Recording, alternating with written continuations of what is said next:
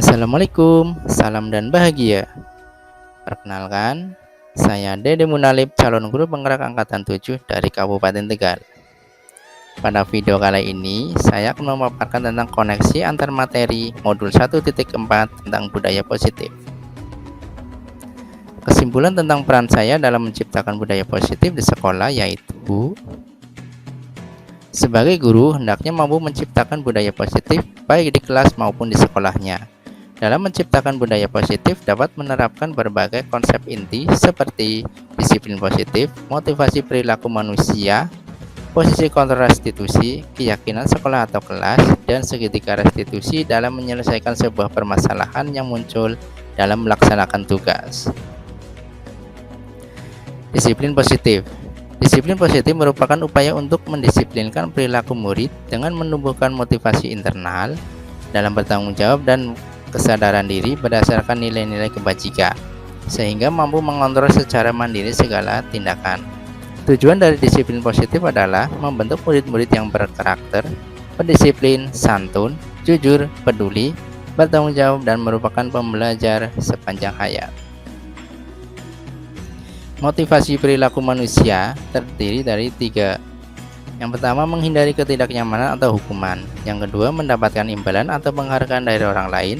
Yang ketiga, menjadi orang yang mereka inginkan dan menghargai diri sendiri dengan nilai-nilai yang mereka percayai. Menghindari ketidaknyamanan atau hukuman dan mendapatkan imbalan atau penghargaan dari orang lain merupakan motivasi eksternal. Menjadi orang yang mereka inginkan dan menghargai diri sendiri dengan nilai-nilai yang mereka percaya merupakan motivasi internal. Kemudian, sebagai guru, hendaknya mengutamakan menanamkan motivasi internal pada diri murid. Guru hendaknya menghindari pemberian hukuman dan reward yang berlebihan dalam memotivasi murid guna meminimalisir motivasi eksternal. Yang selanjutnya, keyakinan kelas merupakan nilai-nilai kebajikan universal yang disepakati secara tersirat dan tersurat di dalam kelas. Menanamkan nilai-nilai kebajikan pada keyakinan murid dan guru akan lebih memotivasi murid dari dalam untuk melaksanakan budaya positif. Ketika motivasi muncul dari dalam diri murid, maka secara tidak langsung memunculkan kesadaran untuk melaksanakan budaya positif. Murid akan lebih merasa bertanggung jawab dalam menjalankan nilai-nilai kebajikan yang disepakati. Berikutnya, posisi kontrol restitusi yang dibagi menjadi 5. Yang pertama, penghukum. Yang kedua, pembuat merasa bersalah. Yang ketiga, teman. Yang keempat, pemantau. Dan yang kelima, manajer. Guru sebagai penghukum. Guru penghukum sering menggunakan hukuman fisik maupun verbal. Guru yang menjalankan posisi penghukum senantiasa mengatakan bahwa sekolah memerlukan sistem atau alat yang dapat lebih menekan murid-murid lebih dalam lagi. Guru sebagai pembuat merasa bersalah. Guru dengan tipe pembuat merasa bersalah akan menggunakan keheningan yang membuat orang lain merasa tidak nyaman, bersalah, atau rendah diri. Guru sebagai teman. Guru pada posisi teman tidak akan menyakiti murid, namun akan tetap berupaya mengontrol murid melalui persuasi. Posisi teman pada guru bisa negatif ataupun positif. Positif di sini berupa hubungan baik yang terjalin antara guru dan murid.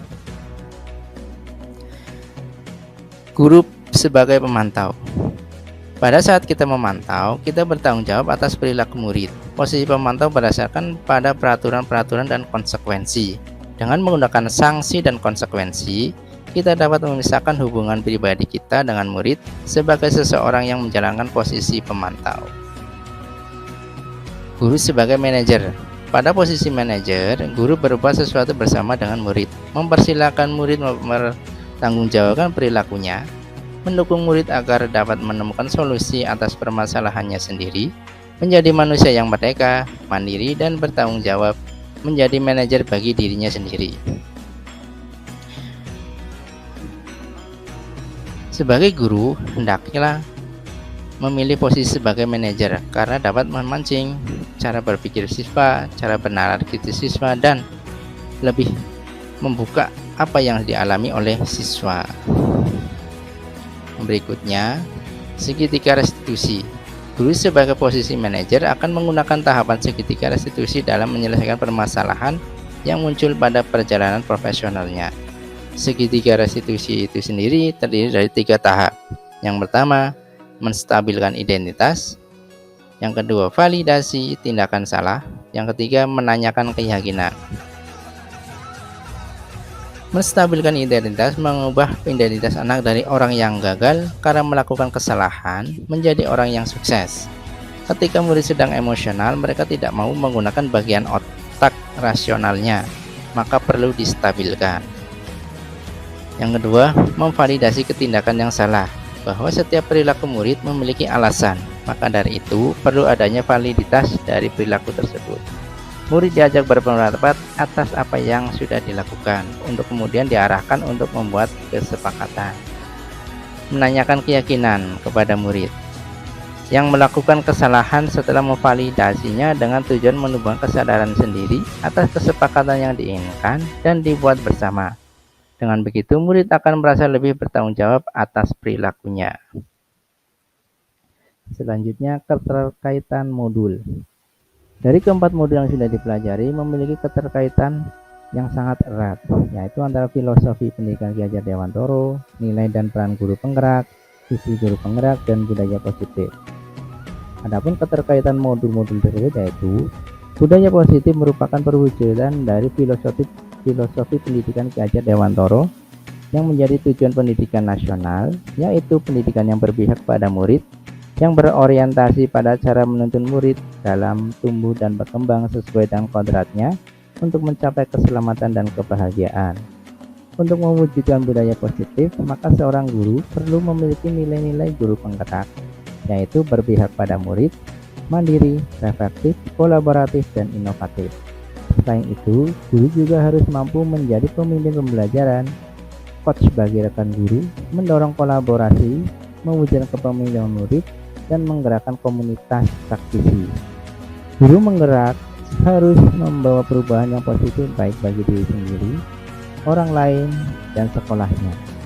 Salah satu perubahan yang sesuai dengan visi guru penggerak adalah terwujudnya budaya positif di sekolah, dengan muara akhir adalah pendidikan yang berpihak pada murid. Dengan prakarsa perubahan berpedoman pada prinsip inquiry apresiatif dan tahapan bagja akan memudahkan mencapai budaya positif di sekolah yang menjadi visi dan sesuai dengan filosofi pendidikan Ki Hajar Dewantoro.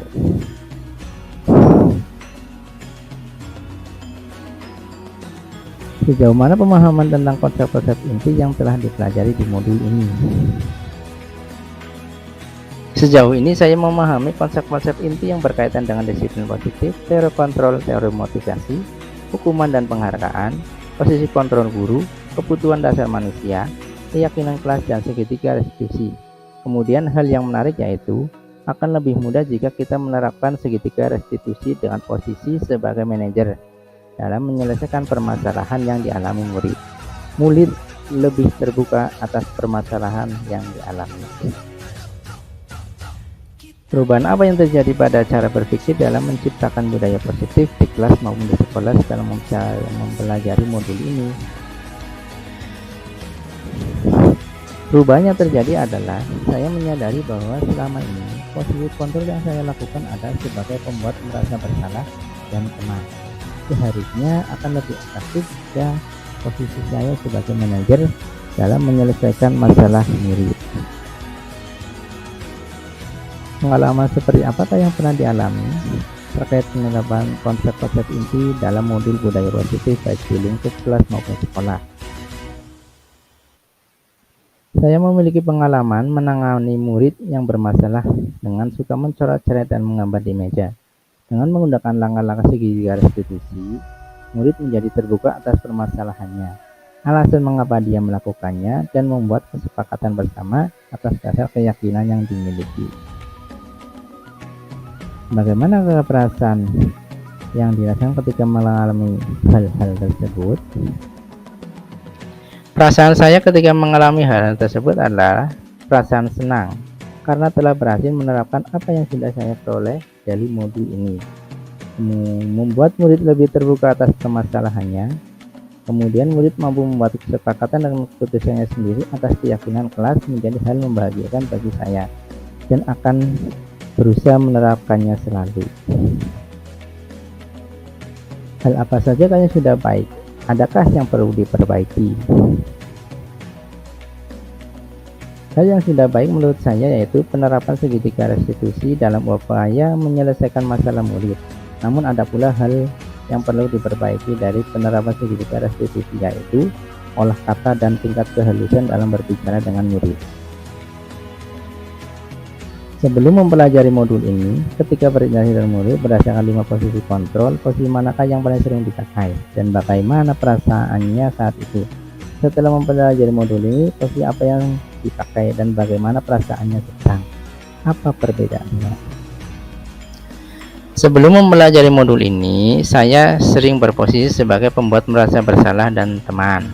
Karena dengan pendekatan sebagai teman, maka akan mudah membuat mereka merasa bersalah.